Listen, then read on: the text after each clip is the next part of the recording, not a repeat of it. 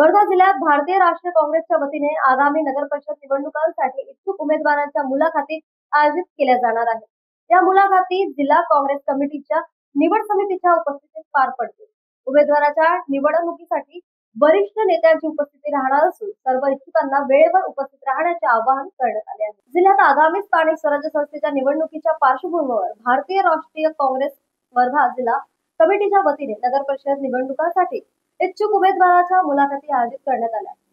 या मुलाखती रविवार दिनांक 9 नोव्हेंबर 2025 रोजी सकाळी 9 वाजतापासून जिल्हा काँग्रेस मुख्यालय इंदिरा सद्भावना भवन मगन संग्रहालयासमोर बॅचलर रोड वर्धा येथे होणार आहे.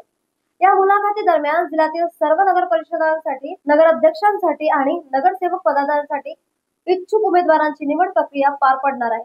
जिल्हा निवड समिती अनेक वरिष्ठ नेते सहभागी होणार आहेत, ज्यात प्रदेश काँग्रेस कमिटीचे वरिष्ठ उपाध्यक्ष व जिल्हा प्रभारी राजेंद्र मुळक, महाराष्ट्र काँग्रेस कमिटीचे वरिष्ठ उपाध्यक्ष रणजितदादा कांबळे, वर्धा विधानसभा प्रभारी अतुल कोटेचा, देवळी विधानसभा प्रभारी सुरेश भोयर, आरवी विधानसभा प्रभारी संजय गायकवाड अशा अनेक नेत्यांची मान्यवरांची उपस्थिती राहणार आहे.